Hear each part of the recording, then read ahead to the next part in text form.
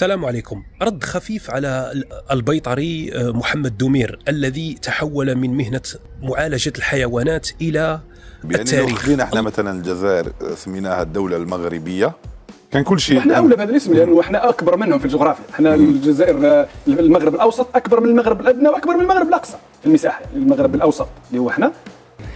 L'Algérie n'existe pas, c'est une invention de la France, ma chère Léa. بنزيري، وهذا تمثال تقدروا تشوفوه إذا زرتوا باب جديد في العاصمة وحبيت نحكوا عليه من زوج زوايا. الأولى باه شبابنا يتعرفوا على قصته، والثانية رانا نحوسوا نفهموا على خوتنا في المروك ما مش حابين يعطوا للدولة الزيرية حقها التاريخي بأنها امتدت في أقصى اتساعها من ليبيا حتى للمحيط. مش من ابن زيري وابن خرداجي وابن Algérie c'est français. Point barre. Et vous avez fait une grave erreur quand vous avez dit notamment de se remettre dans le contexte. Oui, il faut se remettre dans le contexte. Oui, il faut se remettre dans en le 1961, il n'y a pas d'Algérie. En 1961, c'est la France. Oui, mais l'histoire, c'est très important. Et bien sûr que c'est très important, c'est pour ça que je l'ai rappelé l'histoire. L'Algérie est une création française. L'Algérie, c'était pas une colonie, c'était des départements français. C'était le territoire national. Les Marocains, surtout les Marocains d'origine berbère, ce qui est en réalité, c'est des peuples, c'est parmi les premiers peuples européens en réalité, parce que. والله ما نعرف عليه اختاروا 12 فقط. نحن كجزائر ندري أننا تاريخنا الموثق بالحاكم والعاصمة والدولة يرجع إلى 23 قرن. أول بيطاري البغال والحمير اللي كانت فيه الفايده ما يخليش البيطاره ويتلاح لشي حاجه صعيبه عليه وكبيره عليه. و23 قرن اللي كتهضر عليها يمكن القرون ديال الماعز، اما القرون ديال التاريخ راه تاريخكم واضح وبين وكله مسجل ومحفظ عند ماماك فرنسا. L'Algérie n'existe pas, c'est une invention de la France. وخير دليل ان هذا الاستاذ الباحث في التاريخ الجزائري حذر السلطات الجزائريه باش ما يبقاوش ينبشوا في التاريخ، حيت غتبقى تنبش غيطلع لك حنش. لاني انا لست مع استعادة النسخة الأصلية للأرشيف. لماذا؟ لا نستطيع. وهذه طبعا ليست فقط دعوة الأستاذ بلغيث، ربما الذي هو حاد في موقفه، هذه دعوة الملك المغرب رحمة الله عليه الحسن الثاني. هل أرشيفنا يساوي أرشيف المغرب؟ وهذه النسخة يجب أن تسلم إلى أمناء يحسنون الحفاظ على الوثيقة ولو كانت تديننا. هادشي اللي كاين، كونوا على يقين ان فرنسا كون عطاتكم الذاكره ومداتها لكم ما غاديش تكون في صفكم وغادي تكونوا اكبر الخاسرين. وديك الساعه يا دوميري يا بيطري الحمير ما تبقاش تقول لنا لا مغرب اقصى لا مغرب ادنى لا مغرب اوسط، وغيبقى مغرب واحد هو المملكه المغربيه بحال كما كانت قبل وبحال كما كاينه دابا. غتدخل اي محرك البحث وغتكتب المغرب غتطلع لك هذا العالم هذا ديال المملكه المغربيه، ولا طلعت لك المغرب في شي بحث اخر غادي تكون غير صلاه المغرب واللي كتجي مباشره من بعد صلاه العصر واللي هي فرض من فرائض الاسلام، وغير ما لقيتوش ليه الجهد كون حيدتوها. ودابا غندوزو للحقيقه اللي على قبل درت هذا الفيديو هذا، واللي قالها ما عنده حتى علاقه بالمغرب وما عنده حتى شي علاقه بالجزائر. اللي قالها قال الحقيقه، واخا هذه الحقيقه غادي تصدم الدومير والاتباع ديالو، حيت هذه الحقيقه هذه كتنسف المزاعم ديال الدومير وكتقول باللي الاوروبيين كاملين الاصل ديالهم مغاربه، وحيد مفهوم هذا السيد هذا. تبعوا كاملين. Ce que j'ai découvert il y a beaucoup plus récemment, c'est qu'en réalité les Marocains, enfin surtout les Marocains d'origine berbère, ce qui est probablement 90% de la population, ou peut-être 80% de la population, en réalité c'est des peuples, c'est parmi les premiers peuples européens en réalité, parce que européens dans le sens caucasien, mais aussi dans le sens où nous avons peuple européen et peuple berbère, donc notamment au Maroc, tout comme les Guanches dans les Canaries, et les Basques par exemple encore plus, ou les Étrusques, pas loin de chez moi en Italie, et les peuples nordiques et scandinaves, nous avons, et aussi les Gallois, les Écossais, les Irlandais, nous avons des racines communes, même des racines linguistiques communes. D'ailleurs, j'ai vu très récemment comment s'écrit le berbère, et ça m'a fait penser au grec ancien, et à mon avis, il y a des liens très très forts, et génétiquement, aujourd'hui, on le sait, il y a des liens génétiques très très anciens entre ces peuples, qui font penser qu'ils sont issus d'un peuple antérieur. Et évidemment, la réponse est le peuple que l'on appelle les Atlantes, enfin l'Atlantide, chose que les archéologues refusent d'étudier, alors qu'en réalité, dans l'Atlantique, il y a 12 000 ans, il y avait, c'est même certain, une civilisation. Évidemment, l'eau était à 120 mètres plus bas, donc forcément, il y a quelque chose. Donc on peut dire que le Maroc et les Marocains sont des héritiers d'une immense civilisation, un immense peuple. Déjà avant l'immense civilisation marocaine.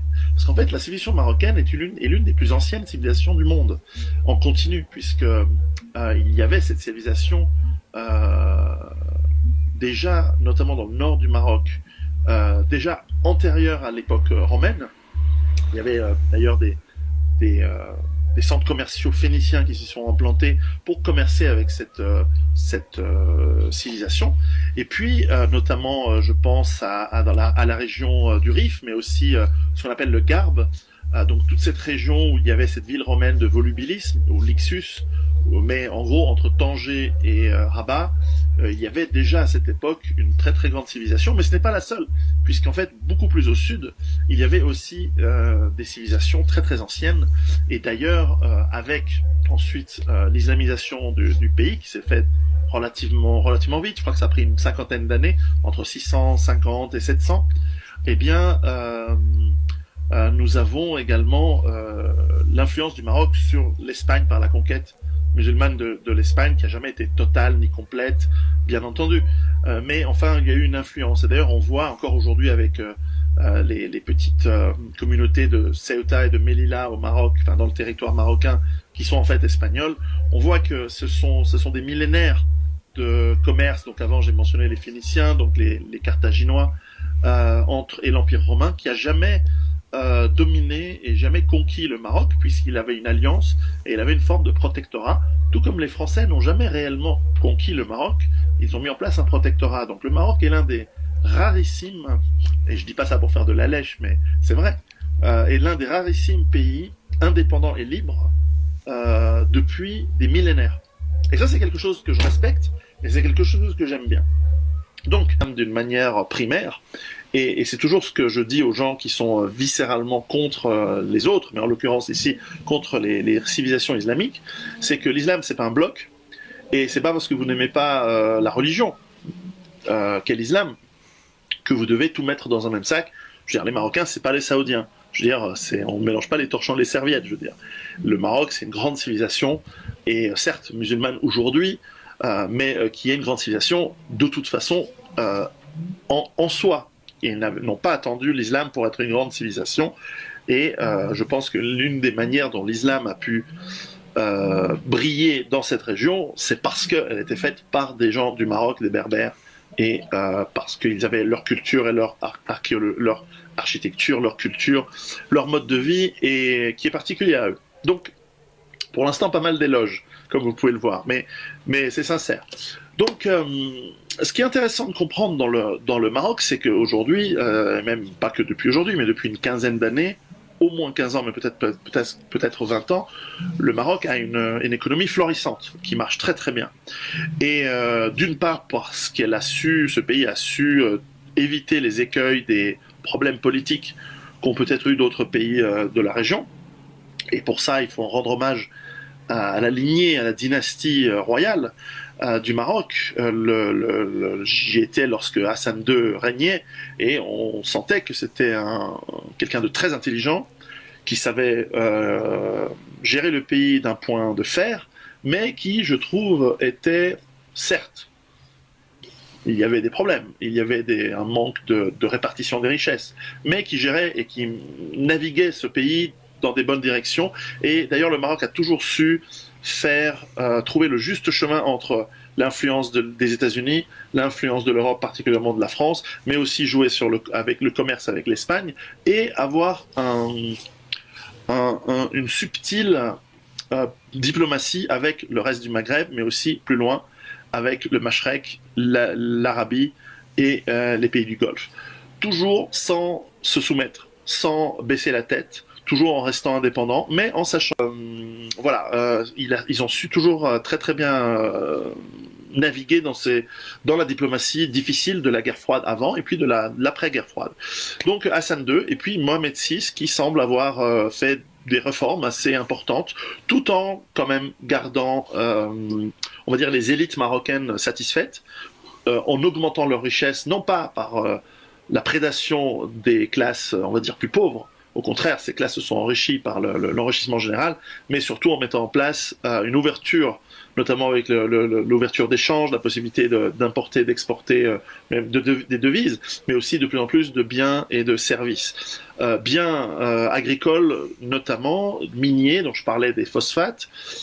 Donc ça, c'est évidemment dans la partie sud du pays, fait que le Maroc est un très grand pays. Hein. Si vous regardez une carte géographique, c'est un pays très très long avec une façade atlantique incroyable, donc une grande richesse marine, piscicole, pratiquement que rien qu'avec les poissons, fruits de mer, etc., qu'ils sont capables de pêcher dans leurs eaux territoriales.